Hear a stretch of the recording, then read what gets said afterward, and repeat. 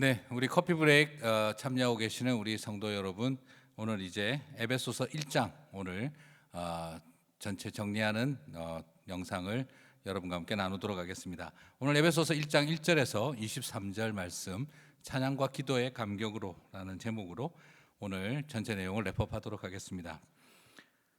자, 이제 에베소서 1장 1절에서 2절은 간단한 지금 좀 구조를 좀 보실 필요가 있겠는데요. 인사말입니다. 말 그대로 사도 바울이 에베소 교회를 향해서 서신으로서 인사말을 1절에서 2절 사이에서 건네고 있고요. 그리고 큰 틀로 보시면 이제 1장 3절에서 14절까지는 사도 바울이 부르고 있는 노래, 찬양입니다. 시와 찬미가 드려지고 있습니다. 인사말을 하고 난 다음 에베소서 1장은 시와 찬미로 가득하죠. 그리고 난 다음에 시와 찬미가 나오고 나니 그다음 뭐가 나오겠습니까? 1장 15절부터 23절까지는 바울의 이 중보 기도가 일어나고 있는 것을 보게 되어집니다. 자, 여러분 에베소서 1장은 심플한 구조로 이해하시면 됩니다. 그리고 그 맥락으로 보시면 충분히 이해가 되어져요. 에베소 1장 1절 2절은 그러니까 사도 바울의 이 감격스러운 목양하는 목자의 모습과 마음이 보이는 거죠. 안녕하세요. 우리 예를 들자면 이런 겁니다. 안녕하세요. 우리 선한 청지교회 성도 여러분, 우리 커피 브레이크 식구 여러분, 너무너무 반갑습니다. 나는 여러분만 보면 찬양이 터져 나오고 너무너무 기쁩니다. 하나님 이름을 찬양하고 여호와의 영광을 선포하지 않을 수가 없습니다. 그리고 난 다음에 정말 내가 여러분들을 위해서 기도를 멈출 수가 없습니다. 저는 이렇게 기도합니다 하면서 기도가 이어지는 거죠. 그래서 너무 에베소서를 읽을 때 어렵게 생각하지 마시고, 어렵습니다. 말이 구조가 어렵기는 어려운데, 그러나 기본 틀은 인사하고 찬양하고 그 감격이 이제 기도로 이어지고 있구나라고 생각하시면 되겠어요. 그래서 사실 지금 개정 성경으로 여러분 보시면 진짜 너무 어렵거든요. 그러니까 쉽게 영어로 보십시오라고 해당되시는 분도 있겠고, 또 여기서 좀 다르게 생각을 한번 해보신다면 우리말 성경이나 그리고 또 혹은 표준 세번역이나 이런 것으로 이렇게 보시면 아주 좋을 것 같습니다. 그러면 전체적인 큰 맥락이 조금 더 쉽게 이해할 수 있도록 작성이 되어져 있습니다. 자, 그래서 그는 인사말과 시와 찬미 그리고 기도와 감사가 터져 나오죠. 그래서 에베소서는 어떤 굉장히 어려운 무언가를, 특히 1장은 뭘 어렵게 하려고 했던 의도가 아니라 그냥 그의 가슴 속에 터져 나오는 찬미와 노래가 시로 기록되어지고 그 감격 속에 에베소 교회 성도들을 위해서 기도하는 내용이 나온다, 이렇게 보시면 되겠어요. 여기서 여러 생각을 할 수 있겠죠. 성경을 기록하게, 성경이 만들어지는 것에는 내가 이 사람들 뭔가 한 수 가르쳐 주겠다 하고 하는 어떤 그 가르치는 자의 욕망의 결과도 아닙니다. 목자의 마음이 성경을 기록하게 했습니다. 영혼들을 향한, 그 영혼들로 인해서 터져나오는 찬양과 감격, 그 영혼들을 향한 기도의 마음이 뭐가 된 거죠? 에베소서 1장이 된 거죠. 나 한번 내가 공부한 거 제대로 가르쳐 줄게 하는 어떤 이런 강사의 마인드가 아니라 목자의 마인드였다는 거죠. 그것이 성경을 기록하겠다는 것이고요. 그리고 성경은 내가 한번 얼마나 논리적으로 멋지게 니네들 한번 제대로 설복을 시켜보마 하는 의도로 기록된 것이 아니라 터져나오는 찬양과 그리고 또한 가슴 벅찬 성도들을 향한 중보 기도가 또한 성경으로 남게 되어졌었구나 하는 걸 또한 보게 하죠. 성경의 논리도 있고 설명도 있고 그리고 또 굉장한 argue도 있죠. 그리고 굉장히 신학적인 그 서술들도 많이 있죠. 그런데 항상 그런 것을 성경을 볼 때 그렇게만 이해하지 마시고 노래로 보는 눈이 필요하고요. 그리고 기도로 보는 눈이 필요합니다. 사실 그렇지 않겠습니까? 내 마음은 호수. 자, 네 마음 한번 해부해 보자. 거기에 호수가 있는지 없는지. 자, 이런 유치한 접근을 할 사람 없죠, 그죠? 자, 성경의 많은 내용이 찬양으로 되어 있고 기도로 되어져 있는 부분들이 많이 있습니다. 그것을 분석하면 안 되죠, 그죠? 말 그대로 고등학교 때 국어 공부할 때 제일 슬펐던 게 뭡니까? 국어 공부하는데 그 많은 시를 밑줄 그어가며 문법적으로 시험 나올 거 해가지고 그냥 비유법, 직유법 막 이런 거 공부하고 앉아 있었던 게 제일 징그럽고 힘들었어요. 국어 시간에 시를 외워본 적도 없고 국어 시간에 시를 읽어본 적도 없고 국어 시간에 시를 써본 적도 없는 우리들이었죠. 전부 다 줄 긋고 분석하고 막 그냥 황칠해가지고 시를 그냥 다 문법과 시험용으로 그냥 갈기갈기 찢어놨던 경험들이 많죠. 그래서 오늘 저도 부탁드리고 싶은 건 하나하나 너무 이렇게 파고 들어가지 말자 이거죠.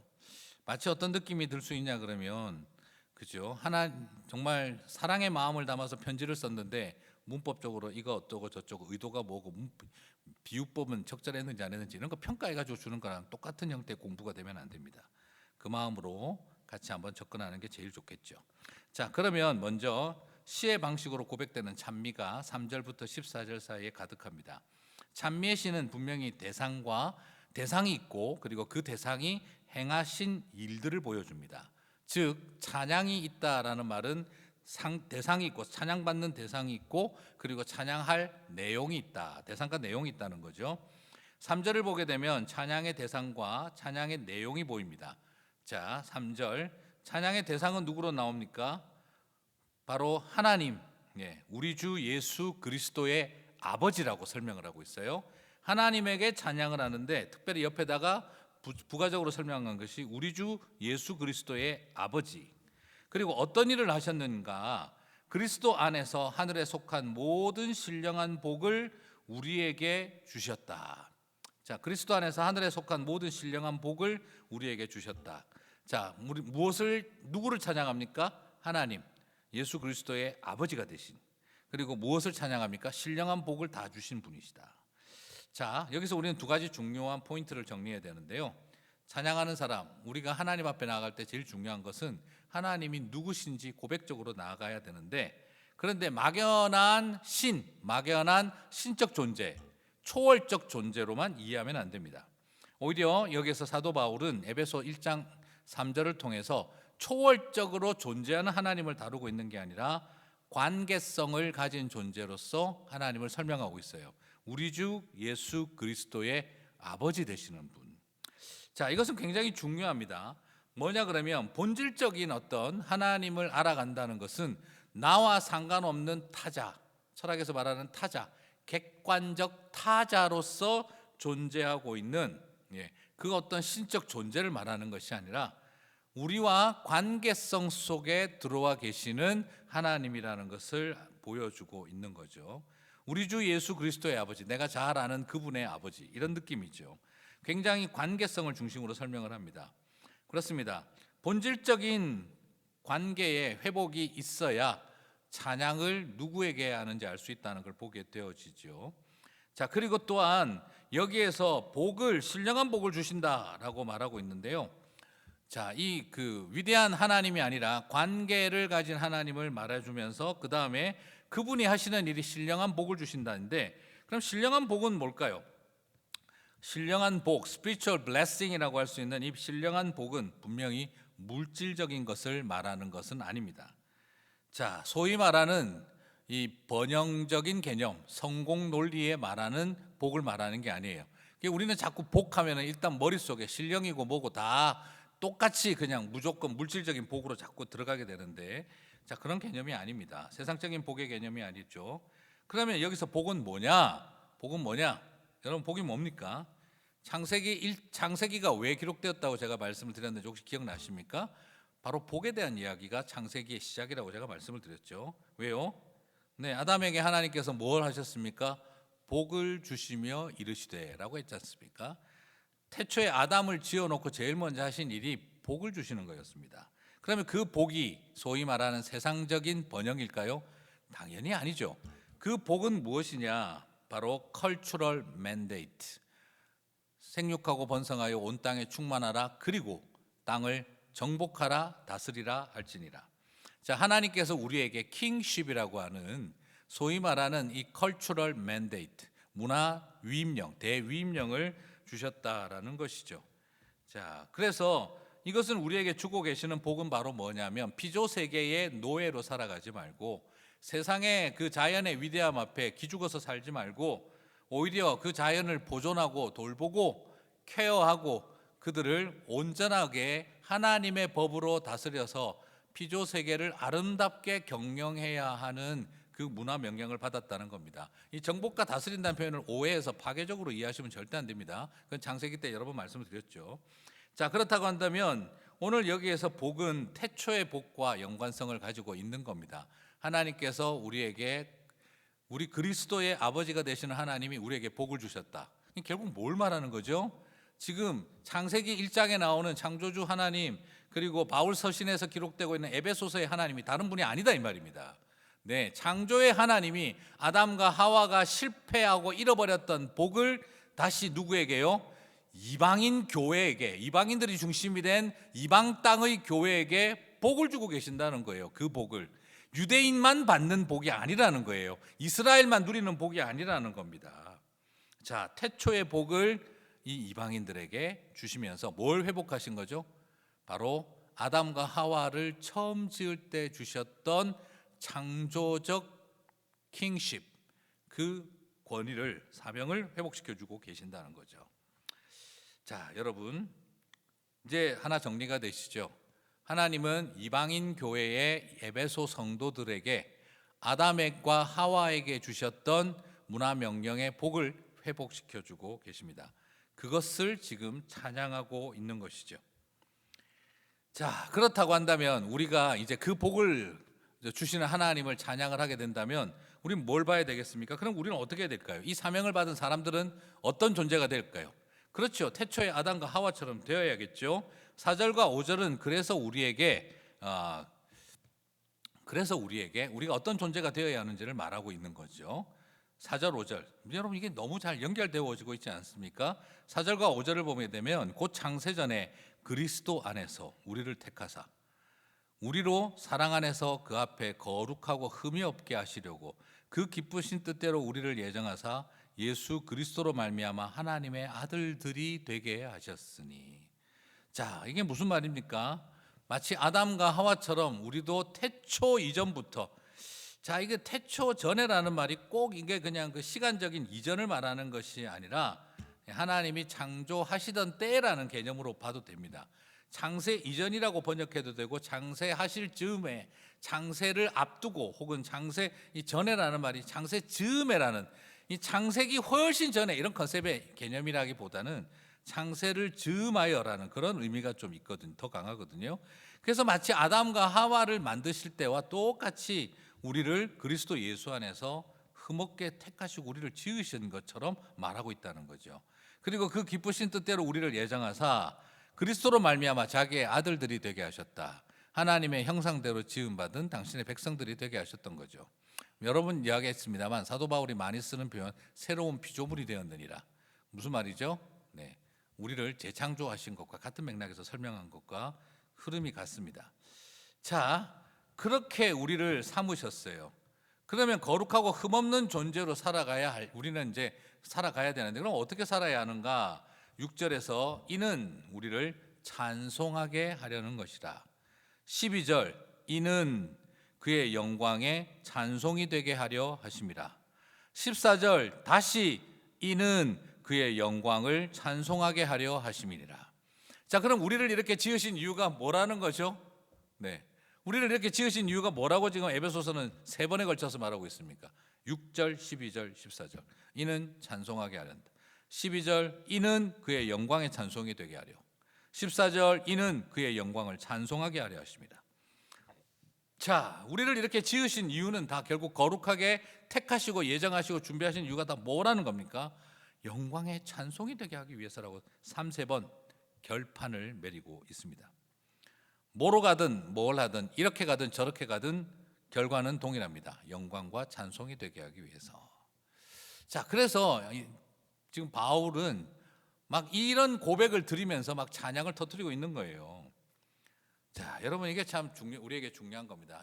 바울은 인사를 하고 난 다음에 너희로 인하여 내가 찬송하지 않을 수 없다. 왜? 너희가 이런 존재들로 지음 받은 걸 내가 알기 때문에.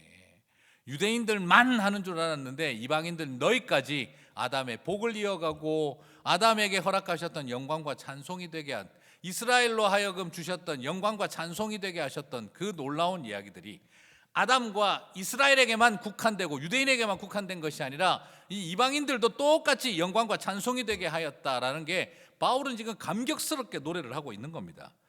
자, 이것이 바로 뭘 말하느냐? 구약과 싸우는 게 아니라 뭐죠? 구약의 완성, 확장이 되고 있는 거죠. 자, 그러면 여기서 이제 뭐냐 그러면 이런 존재가 되게 하기 위해서 뭘 했느냐? 이런 존재가 되게 하기 위해서 뭘 했느냐? 이런 영광과 찬송의 존재가 되게 하기 위해서 뭘 하셨습니까? 하나님이. 자, 성경에 보면은요. 오늘 에베소서에 보면 창세전에 택하고 기쁘신 뜻대로 예정하시고 그리고 성령으로 인치셨다 이렇게 표현합니다. 자, 창세전에 택하시고 이거는 아오리스트 과거형이 되죠. 기쁘신 대로 예정하시고 현재형이 되죠. 성령으로 인치셨다. 이건 또 인치시나 이것도 또 그 완료형이거든요. 이거 뭐 어떻게 하자는 이야기인가 헷갈리겠지만 여러분 이게 중요한 게 바로 뭡니까? 택하는 거나 인치는 거나 같습니까? 다릅니까? 네, 이게 같다는 겁니다. 창세전에 택하셨든지 기쁘신 뜻대로 그리스도께서 예정하시든지, 네.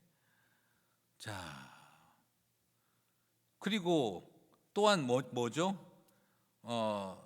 성령 하나님께서 인을 치시든지 이게 지금 따로 노는 게 아니라 성삼위 하나님이 표현만 다를 뿐 서로 같은 일을 하고 계신다는 거예요. 그러면 여기서 좀 재밌는 것은 창세전에 택하시고 기쁘신 뜻대로 예정하시고는 성부, 성자, 성령 중에 성부가 하시는 일이고 인치셨다라는 건 성령님이 하시는 건데 그러면 이 일 중에 성자 예수님은 뭐 하셨을까요? 아무것도 안 하시나요? 네. 여러분 이걸 굉장히 중요한 지식을 알아야 되죠. 아버지께서 택하시는데 어떻게 택하셨다고요? 네, 그리스도 안에서 택하시고 네, 지금 보시면 바로 그거예요. 창세전에 그리스도 안에서 우리를 택하시고 또 그 기쁘신 뜻대로 우리를 예정하사 그리스도로 말미암아 자기의 아들이 되게 하시고 자, 이게 전부 다 뭡니까? 성부 하나님이 택하시는 일이 다 누구 안에서요? 그리스도 예수 안에서. 그러면 성령 하나님이 인치는 일은 또 어떻게 됩니까? 성령 하나님이 인치시는 일은 또 어떻게 되죠? 예, 그것 또한 그 안에서라고 되어 있습니다. 성령님이 인치시는 것도 그 안에서 성령으로 인치심을 받아 결국 그 안에서입니다. 모든 것에 성부 하나님의 택하심과 성령 하나님의 인치심이 다 누구를 통해 일어나고 있죠? 예수 그리스도 안에서 일어나고 있는 일인 거예요. 성삼위 하나님의 이 구원 역사 택하시고 인치시는 일은 그리스도 예수 안에서 같이 완성하고 성취됩니다. 그래서 성부와 성령이 다른 사역을 하고 있는 것 같으나 그리스도 예수 안에서 한 구원 사역이 일어나고 있는 것을 보게 되어지죠. 그래서 우리는 말한 겁니다. 네, 한 하나님이 한 세례로 한 구원을 주신다는 거죠. 똑같은 구원을 주시는 거예요. 예정이 기쁘신 뜻대로 하고 그리고 또한 성령님이 그 안에서 인치심을 하고 이 모든 것을 통해 우리는 택하는 거나 인치는 거나 다 똑같다 하는 걸 예수 그리스도 안에서 일어나는 일이다 하는 걸 보는 거죠. 다른 위격의 다른 사역이 한 분 예수 그리스도 안에서 하나의 사역이 되고 있는 거죠. 이게 삼위일체입니다. 자, 그리고 여기서 하나 살펴볼 수 있는 것은 이 택하심의 사역, 예정이라고 하는 걸 너무 어렵게 생각하시는데 이게 지금 결국에는 다 뭐라고 하는 겁니까? 자, 이거는 다른 게 아니라 하나님께서 우리를 택하셨다라고 하는 이 모든 것이 시와 찬미와 노래 속에 있다는 거예요. 자, 예정과 관련된 지식이 어디에 제일 많이 나오는 줄 아세요? 놀랍게도 택함이라는 표현, 예정하셨다라고 하는 표현이 제일 많이 기록된 성경은 시편입니다. 시편에 보면 하나님께서 내가 모태에서 적신을 이루기까지 내가 형제를 이루기 전에 나를 보셨으며 이런 표현들이 너무 많이 나옵니다. 하나님께서 나를 미리 아시고 막 이런 표현들이 너무 많이 나옵니다. 그 이유가 뭔지 아세요? 이건 논리가 아니다 이 말이에요. 자, 예정이라고 하는 고백은 일종의 감탄사, 탄성이라는 겁니다. 앉아가지고 하나님이 우리한테 예정했고 구원의 포뮬라, 공식처럼 보여주고 계신 것이 아니라 어떤 수식처럼 집어넣으면 이런 결과가 도출된다는 이런 개념이 아니라 이건 말 그대로 시적인 감수성을 가진 사람이 시인이 나라는 존재를 쳐다보니 선한 것이 하나도 없고 구원받을 거리가 하나도 없는데 어떻게 내가 하나님의 자녀가 되었을까? 이건 직관적인 그 감탄사인 거예요. 탄성. 하나님이 나를 택하여 주셨기 때문에, 나를 보셨기 때문이다. 즉 이것은 뭐냐 그러면 굉장히 치밀한 논리적, 산술적, 계산적 결과가 아니라 자기 자신에게 절망한 사람이 어떻게 이런 나 같은 존재에게 구원이 있게 되어졌을까? 이건 하나님이 나를 불러주셨다. 웬 답이 없다 하고 정말 직관적으로 하나님 앞에 터뜨려버린 감성이라는 거예요. 그래서 우리는 이걸 뭐라고 하냐 그러면 theology as doxology라고 이야기를 합니다.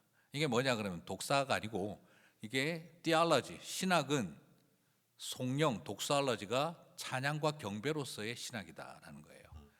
성경에 나오는 신적 고백, 성경에 나오는 신적인 하나님에 대한 신적 존재에 대한 고백은요, 앉아가지고 책상머리에 앉아서 펜대 돌려가면서 계산기 두드리고 구글 검색해서 나온 지식들이 아니라 말 그대로 내 입술에서 터져 나오는 감탄사와 노래, 직관적이라고도 할 수 있는 오감에 기초하지 않은, 어쩌면 five sense에 기초하지 않은 터져 나오는 감격을 고백한 것이, 그것이 신학적 지식이 됐다는 거죠. 그래서 theology as doxology, 찬양과 영광송으로서의 신학이라는 개념입니다. 하나님을 아는 지식은 바로 이처럼 자신에 대한 절망의 끝자락에서 붙든 하나님에 대한 노래라는 거죠. 자, 예정에 대한 지식도 그래서 여기서 터져 나오는 겁니다. 그래서 예정론을 부정하는 친구들을 만날 때마다 네가 논리적 접근을 통해서 예정을 다 설명하려고 하고 그래서 부정하려고 하는데, 너무나 안타깝게도 터져 나오는 예정에 대한 고백은 시편에 담겨 있다. 너는 왜 시적 고백을 논술의 원리로 설명하려고 드느냐? 네가 만약 그렇게 예정을 거부한다면 너는 자기 자신의 죄에 대해서 절망을 해본 적이 없는 사람처럼 돼버린 것과 같다. 너의 논리적 사고가 네 가슴 속에서 일어나고 있는 하나님과의 만남을 무너뜨리지 마라. 제가 이야기해 줬던 적이 있는데요, 참 멋지게 말했죠. 네, 그렇게 이야기했던 적이 있습니다. 자, 이것이 바로 theology에서 doxology입니다.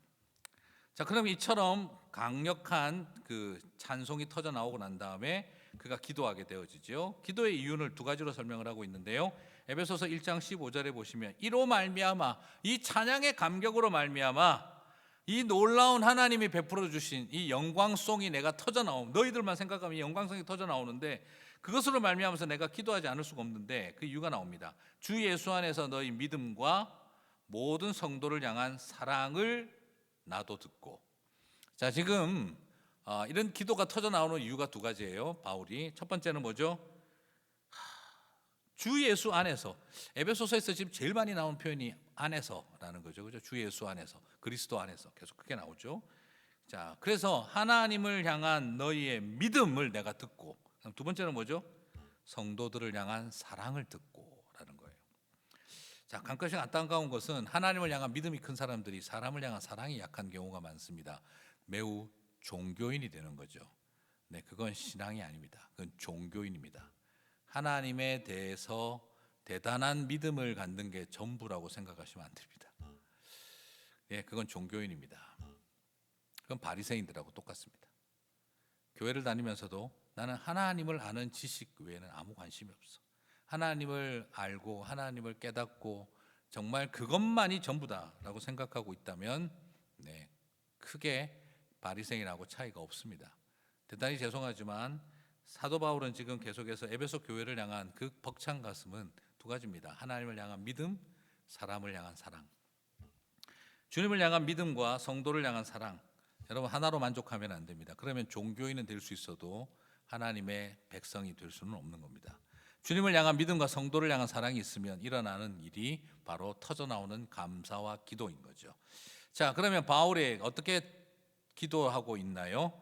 자, 17절을 보시면 뭐 어떤 내용으로 기도를 하고 있느냐? 간절히 기도를 해야 되는데, 자, 그의 기도는 17절을 보니까 알게 하시고 19절을 보니까 알게 하시기를 구하노라. 두 번에 걸쳐서 그가 기도하고 있는 내용은요, 부유해지고 건강해지고 안 다치고 안 아프고 성공하고 대박나고 부흥하고 이런 내용이 아니었습니다. 그가 기도하고 있는 내용은 하나님을 뜻을 알게 하시고라고 기도하고 있고, 하나님의 크신 능력을 알게 하시기를 구하고 있다는 거예요. 자, 에베소서 1장 17절에서 19절을 읽어보겠습니다.